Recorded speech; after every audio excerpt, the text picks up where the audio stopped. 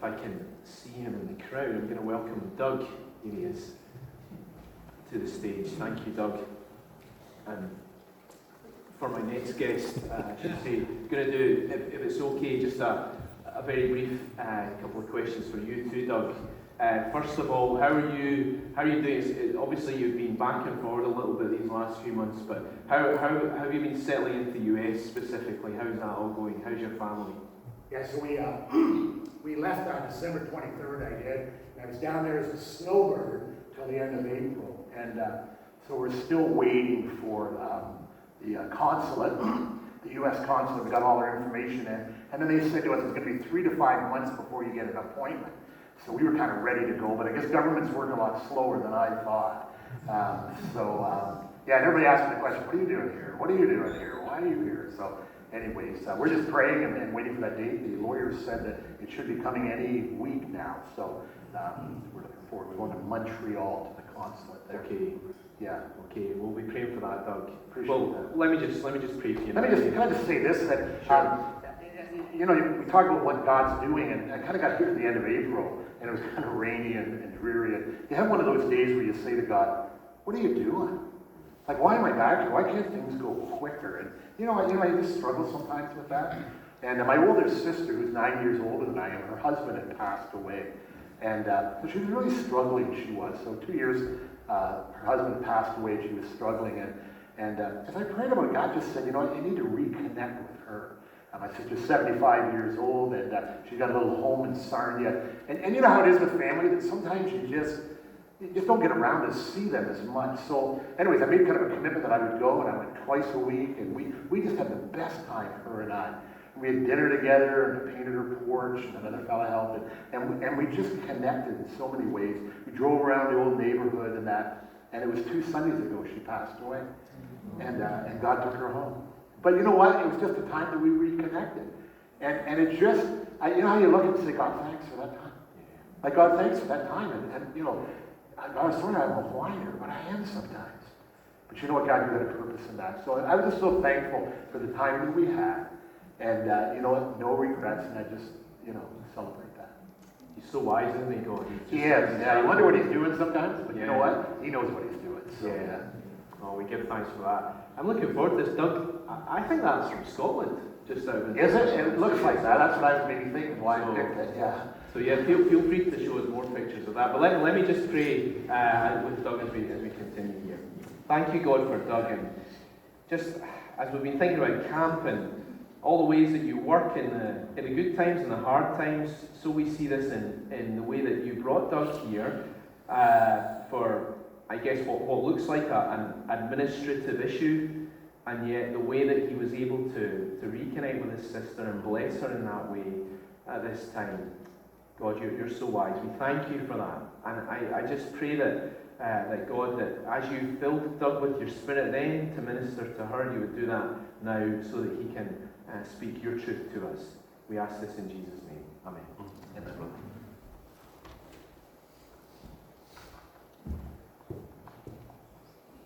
My heart is very full because I see what's happening at the church here, and as you know, you continue to pray, and you know you're involved for a number of years, and you know you just pray for the church. And I know I pray regularly for day camp, and it's wonderful to see that ministry move ahead, and I see children come to Christ and hear the gospel of Jesus. So I was so excited about that, and just to see the leadership that took place and how well it's gone, and so I get reports and so that's good. And to see Craig and Amanda and Sam here, like, it's amazing how God worked that through. You know, I don't think you could have planned that any better. And, you know, Craig is such a great guy. You know, like every conversation I have with him, I come home and I'll say to my wife, what a great guy. God has just blessed them with a wonderful family. So excited just to see that and just to kind of hear those things with that. Today I want to kind of talk about the journey. And in life, we have journeys we do. And but before that, I just want to tell you, I was saying to God too, I was in conversation with the Lord and said, but I'm not sure why things don't go quicker for me to go to the United States. And I said, you know, I've been a minister for 41 years. You know, I've never been in a gang, never been in jail, never done drugs. And I kind of thought about that. And I love God because he's always got a great sense of humor. Because I was kind of doing that, and I went through some of the pictures I had. I'm not sure this is working. Maybe you can show the next one slide there. And I saw this picture popped up on my phone. And, I looked at it and I thought, well, this was from a ladies' night out we had, and these are two of my better friends. And I thought, boy, if the United States Custom ever sees this, I may be delayed even longer. But there's Terry, Fidel, and Joe. So I looked at that and I thought, God's got a sense of humor, doesn't he? Just I'm whining away a bit, and all of a sudden I see that and I laugh. And I did. Well, listen, I do want to talk to you about the journey. And I've been studying the nation of Israel as they left Egypt. And that's just kind of where I've landed probably for the past few months. So I just want to share from my heart, my journey, and kind of as I move through the journey, what God's teaching me. And maybe you're here today and you say, oh, Doug, I'm on a journey too. And so the nation of Israel was going to this land of promise. Abraham had it in the Abrahamic covenant. He promised it to the people. And so they're waiting to go, and they waited a long time. They were 430 years in Egypt in slavery. And finally they left there, and God did an amazing work, went through the Red Sea, went to Mount Sinai, and they spent a year there. A year in Mount Sinai. And God gave them the law, and he kind of gave them instructions on how to live. And then they end up going to Kadesh Barnea, not very far away. And they said, we're ready to go into the land. And they sent the 12 spies in to look at the land. And they come back out. And they weren't to vote, they were just to look at it. For 40 days they were in the land, and they come out. And 10 of the spies said, there's no way that we'll ever take this land. But yet 2 of the spies said, absolutely. With God, nothing is impossible. And so because of their disobedience, you know what God said to them? You're going to spend 40 years in the wilderness.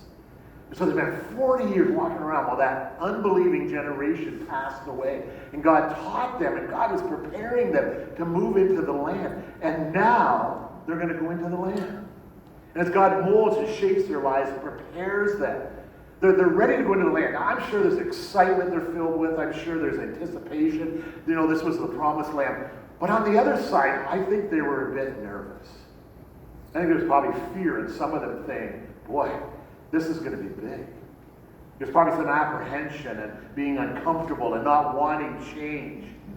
And so you know what? They were going to go into a battle. It's interesting to say, go into the battle, and as I kind of read through the passages, really there's one word that pops out to me that he was teaching them for 40 years. Surrender.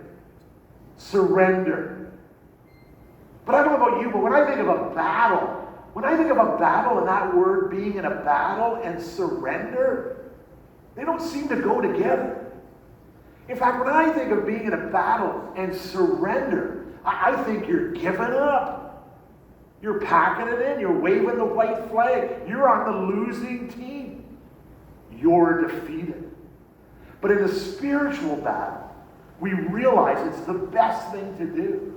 In fact, God says if you want to win, you need to surrender. You need to submit. You need to follow me. You need to rely on me. And that becomes so important in the spiritual battle that we learn those truths. I love this movie, and I'll kind of see if I can flip to it. Hoosiers. That's an old movie, isn't it? I don't know if you ever watched Hoosiers or not, but that's just like an old movie. And I remember watching that. It was a story of a small town in Indiana that got a coach, and he came as a teacher in the school. So he came primarily to teach, but he had won a basketball scholarship, and he was a real basketball guy. And so he took over the team. The day he walked in to take over the team, the best player met him and said, I'm out of here. I loved our coach before us so much that we had that I'm not going to play for you. Don't take it personally, but I think to honor him, I'm not going to play. So his best player walked out, and he was gone.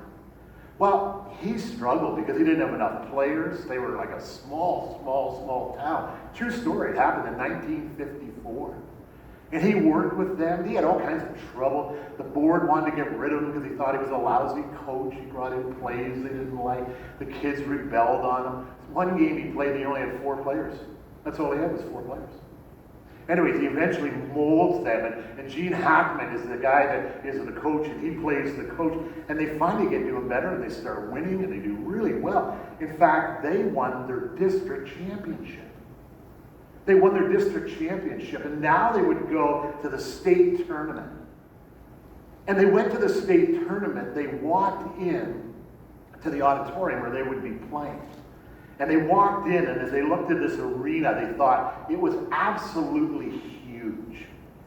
And it would hold thousands and thousands of people. And they only played before like 100 or 150 people. And when the kids walked in, and even the coaches walked in, they kind of looked like deer in the headlights. Oh my, where are we? And Gene Hackman, the coach, thought, you know what, I got to do something. Because you know what, we're going to lose because they're already defeated. They kept saying, well, we can't win here. There's no way. And Gene Hackman, he took out, and the coach did, a measuring tape. And he said to some of the boys on the team, he said, guys, I want you to do some measuring for me. Guys, come on over here. And took two guys, and he said, how wide is this court? How wide is this court? And they told him. And he said, how wide is our court? It's exactly the same width. And how long is the court? And they measured how long the court was. And how big is it? And how far is it from the foul line? And how tall is it to the rim? 9 or 10 feet, I think it was. 9 or 10 feet. Is it exactly what we have? That's exactly where we play and what we have. He said, guys, the arena is different, but the court is exactly the same. The story goes on to say that they made it to the finals and they won.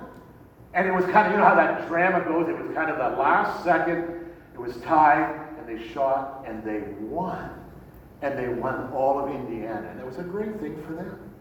The story of Joshua and God's people and him moving them to the promised land wasn't any different. It was exactly the same. Because God said to him, the arena, the place we're going is different. When we cross over the Jordan, it's going to be different. The arena will be different. But God's the same. God isn't any different. And the basics that I've taught you for the past 40 years to walk with me and to submit to me and to follow me, they haven't changed. And God says, and I haven't changed. They didn't change in that day. And you know, as I've been reading through that, I say to myself, and this is so true, God hasn't changed today. God is the same today as he was yesterday. And as you and I journey, and as you and I sometimes enter seasons of life where the arena may be different, and we look at it. I saw, I think it was Mason was up here, and he's moving from elementary school to high school. From a small public school to a very big high school. Some of them were talking about new jobs and moving into new jobs. Some maybe moving and being married or having children. Maybe there's a season in your life that you say, you know what, there's some medical things that are taking place in my life. And man, I'm in a new arena. I'm in a new place. But we all have those seasons. And sometimes, I don't know about you, but I sometimes feel overwhelmed. Sometimes I find myself saying this, I'm not sure I have what it takes to go forward with this. And then you know what? When I think that way, God takes out that measuring tape. He says, Doug, come on over here. I just want to show you I'm the same. And I haven't changed. And you know what? The basics are the same. I am the same God. And I love that, to know that. So I'll just go through and I'll share a couple of verses with you and just some things that I've drawn out of this. In Joshua chapter 1, verse 1 to 3, it says this, after the death of Moses, the Lord's servant, the Lord spoke to Joshua, who was the son of Nun, Moses' assistant. He said, Moses, my servant, is dead. Therefore the time has come for you to lead these people, the Israelites, across the Jordan River into the land I am giving you.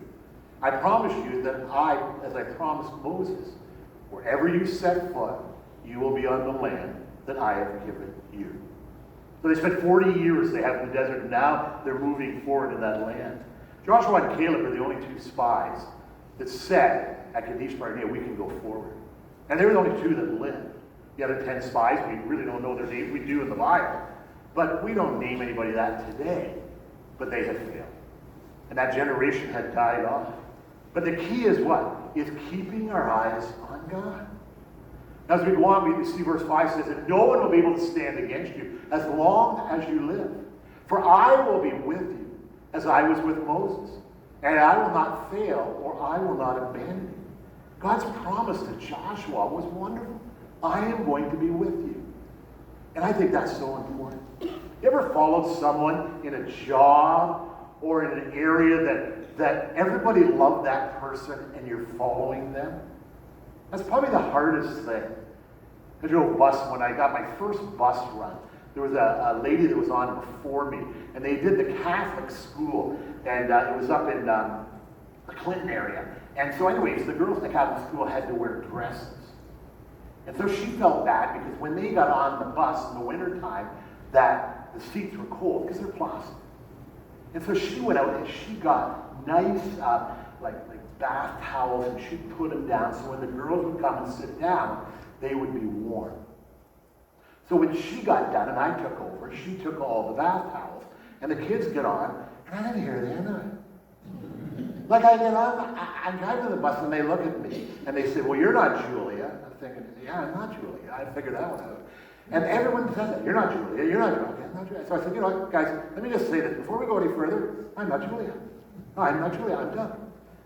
And you know what? For the next week and that stuff, Julia used to have towels. Julia used to have that. And you know, me, I kind of thought, well, then I'll put towels down. Well, they're not the same as Julia's. They were soft. But you know what? No matter what I did, no matter what you do, the other person was always so much better. And maybe you've been in a job, or maybe you've been in a situation where it's always the other person, and they look to them. And poor Joshua, he must have felt that, because 40 years Moses had led. He was their hero. And now Joshua was taking over. But what great promises God said. You know, as I was with Moses, I'm going to be with you. It's not about Moses. It's about me. And God was teaching him that. And then today we read this, be strong and courageous. For you are the one who will lead these people to possess all the land I swore to their ancestors. And I would give them. Be strong and very courageous. Be careful to obey all the instructions Moses gave you. Do not deviate from them, turning either to the right or to the left. Then you'll be successful in everything you do. Interesting, in the Bible, that word successful, really that's the only place that it really shows up. Boy, in our world today, don't we say that? I want to be successful. I want to be a success today. If you want to be a success today, it's following God. And following what He says. And knowing the truth. And knowing God. And knowing the Word of God. And following the truth and following the Lord. Well, if you kind of read in there, there were some challenges. There's always challenges, isn't there? There's never a straight path. It's never as easy as we think. But there were some challenges. The first challenge was when they went across the Jordan, it was at flood stage. Like it was wider and bigger than any other time. It was a time of year that the Jordan would flood and go outside of it bank. Don't you think you could hear from the people? Well, look at that. That's not good. We should have went another time.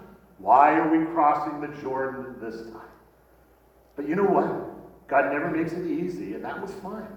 The second challenge, they get to the other side of the Jordan, and then God says to Joshua, I want you to circumcise all the men.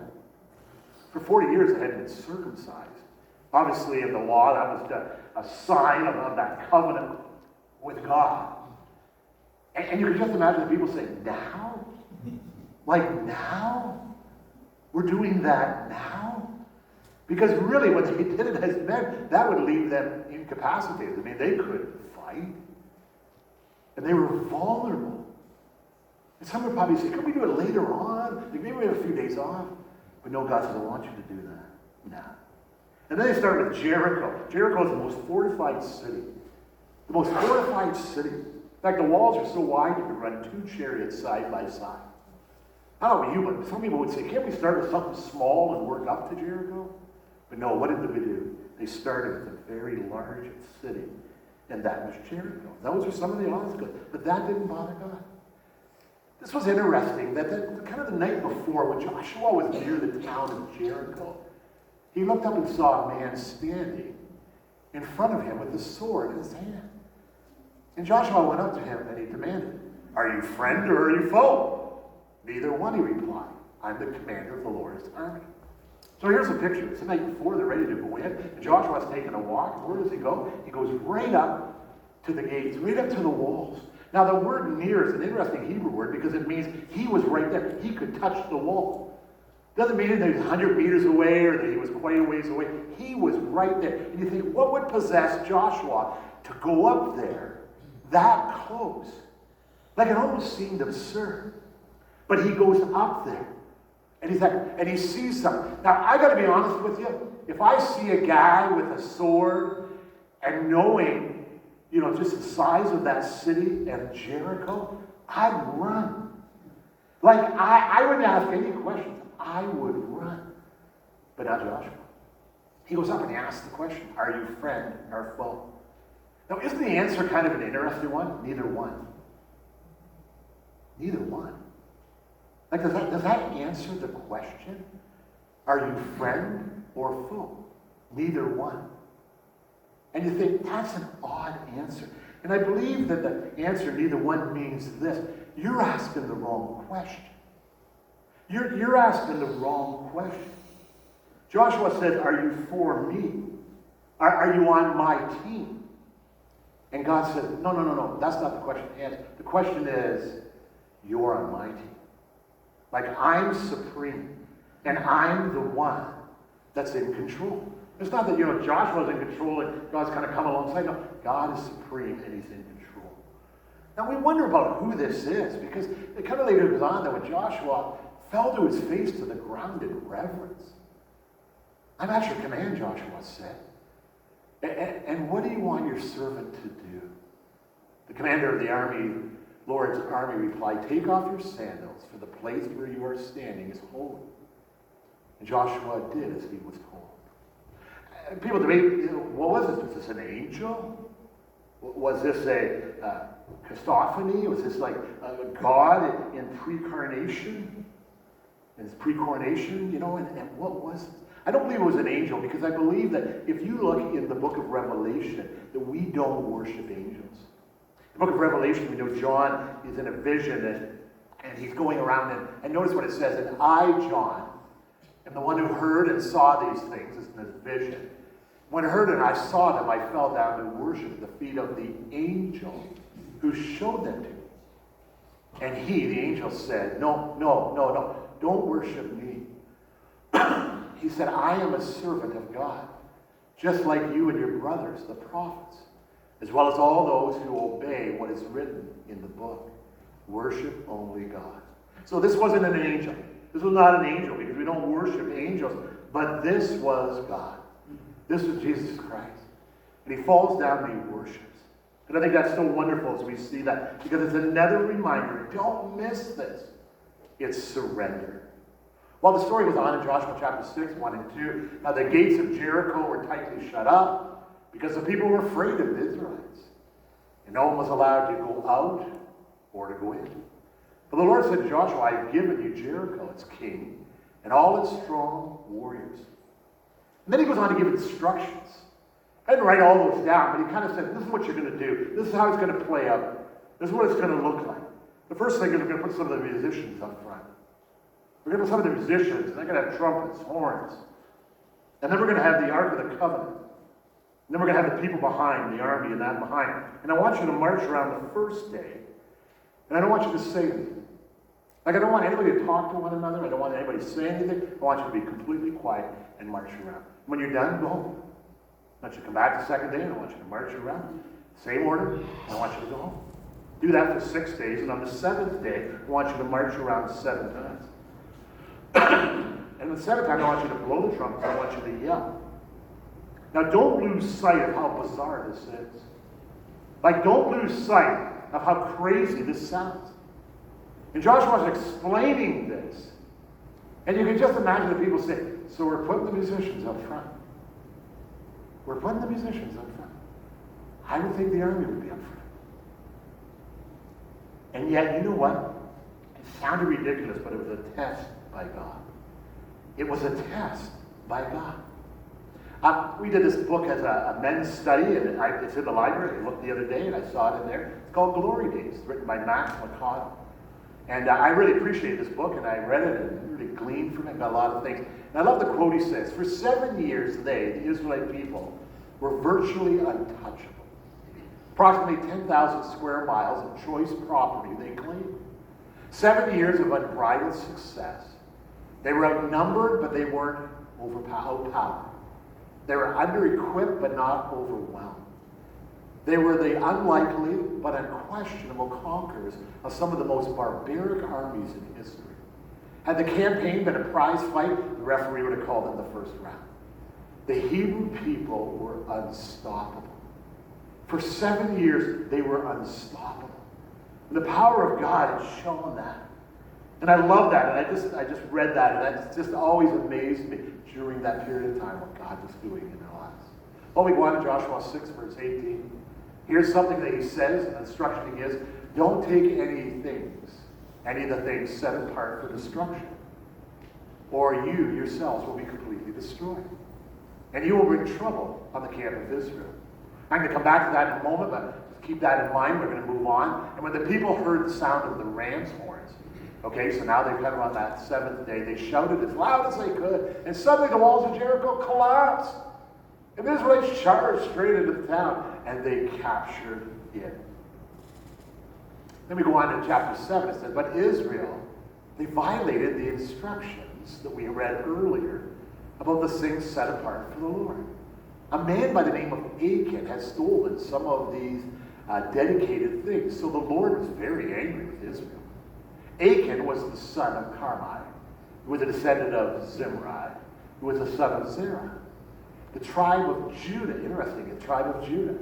And Joshua sent some of his men from Jericho to spy out Ai. Ai was the next place to attack, 12 miles down the road. And now that Jericho was done, they were going to move on and take their campaign. Joshua knew nothing about what was going to happen or what had happened here.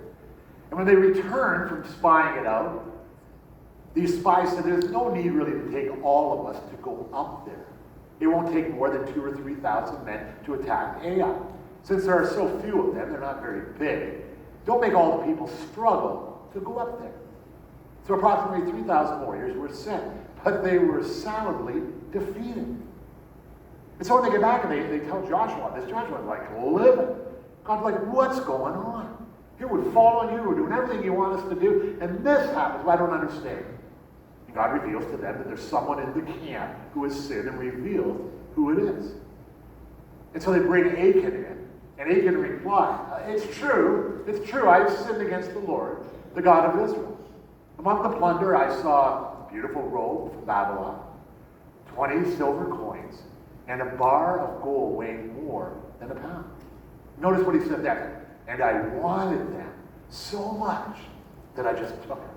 And they're hidden in the ground beneath my tent with silver buried the deepest, deeper than the rest. So they go and they find that, and the story goes on, and they bring it back, and they eventually have him put to death because of that. And so that's what they do. And you know, as you kind of look at that, you realize a couple of things. And I want to just highlight a few things that I guess I learned as well from this. Surrender. God makes it clear that, you know what, I want to surrender to God. I don't want to come as a person that I say to God, God, I just want you to help me in life. But God comes in our life to say, I'm supreme commander. I want to be Lord of your life. And the question is, how do I see God? You know, we ask this question, how do I see God? Oftentimes we see God as our helper. There's a lot of times in life we see God as our helper. God, I want you to come into my life. I want you to influence me. I need you. I need you to influence this. I need you to do this. I need you to help me with this. God, I need you to comfort me. You know what, God, I need you to comfort me. I was in a grave, an old grave it was, and I was looking at some of the tombstones and the epitaphs that were written. It was a fairly large graveyard it was, and I didn't get to everyone. But I noticed that every tombstone that I looked at in the epitaphs all either had a Bible verse, a symbol, or a saying about God. Some had a beautiful Bible verse about heaven. Some would say, you know, I'll see you in heaven, or something to that effect, some had symbols. And I thought to myself, I'm sure not every person is a believer. I'm sure that probably not every person that I see here is a believer. But one of the things that I thought about this is, the Lord says, you know what, I want to be Lord of your life. And we see that in the Old Testament and the New Testament, that picture that he wants to be Lord of our life. If you were to invite me and say, hey, Doug, do you want to come over for supper? Why don't you come over next week? We'd love to have Doug come over for supper. And I came over to your house and you said, Doug, I'm so glad that you've come over. Come on in. But we don't want Watson to come in. I'd probably like you to say, I don't understand that. My name is Doug Watson. Like, that's who I am, Doug Watson. Yeah, we like Doug, but we're not that keen on Watson. Oh. Well, like, what do you want me to do here? Well, we'd like you to leave Watson outside and Doug come on in. And I'd say to them, put them all together. Like, not kind of like split down the middle, or I'm just all together. But you know what? People to say that to God and about Him today. I want loving Jesus in my life. I want caring Jesus. I want that Jesus of peace. I want the Jesus of joy. I want that Jesus in my life, you know what I mean? I love Him that takes me to heaven. Like, that's who I want. But let me just be honest with you. I'm not sure I want that leading Jesus in my life. Or that commanding Jesus. Or that holy Jesus. Or that Jesus says I need to live this way. We can't divide them. Our biggest enemy, I think, oftentimes is being religious and living religiously. You know, we take partial obedience like Achan. Okay, I'll obey in this area, and God, you're Lord in this area. But this area, I think you need to let go. You know, Achan didn't stop believing, did he? Like, it's not like Achan stopped believing God. It's not like Achan turned and joined the Canaanites. It's not like Achan stopped going and worshiping God. But he broke obedience in an area of his life. I think if Achan were to say stuff and stand before them, he'd probably say this, it's no big deal. Like, this is no big deal. It's just a robe. Like, it's just some gold, it's some silver. They were going to destroy it anyways. It didn't hurt anybody. You know what I mean? It wasn't wrong in a sense. You know, nobody was going to use it anyway. Like, is it really a big deal? I don't think I heard it anyway. But it revealed his commitment to God. And I thought, what about myself? And what about us? What areas of our lives does God need to take back? And submitting to God really reveals so much about our lives. You know, maybe it's your marriage, maybe it's you've gone through a divorce, maybe it's an addiction. That you've got areas of your life where you say, God, you know what? Those are my areas. Those are the things that are mine. And God's not Lord of all of those things. And we kind of pick and choose. I think one of the things I struggled with is my kids went away to school, and you know, instead of saying to God, where do you want them to go in their career? I kind of thought, well, Lord, I think I've got that fine. But you know what? We need to make sure that God is Lord of all areas of our life. Because if He's not Lord at all, He's not Lord in our life. And I think that's one of the things as we go on this journey, and you're on a journey. All of us here are on some journey that we're following God. And you know, things come into your life. Is God the Lord of all? Is there things in our lives that we've kind of said, you know what, God, hands off in that area. You know, God, I got that covered. We just kind of call on God when we need help. God, I'll give you a call when I need help. Instead of saying, you know what, you're Lord of my life in every... And there's some things I may not like, but you know what, you're sovereign. And I run into that. There's things sometimes I think to God, God, what are you doing? Like, what are you doing? Why does that happen? But I realize that God is sovereign. The Bible says, my ways are not your ways, and my thoughts are not your thoughts, saith the Lord. Because He knows, and He sees in a different way. As you journey, and as I journey, you know, the question I ask myself, first of all, am I submitting to God? Am I a good follower?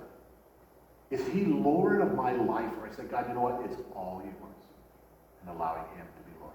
Father, thank you for our time together. What a joy it is to think of your love in our lives. And God, I thank you so much that you are Lord in our lives.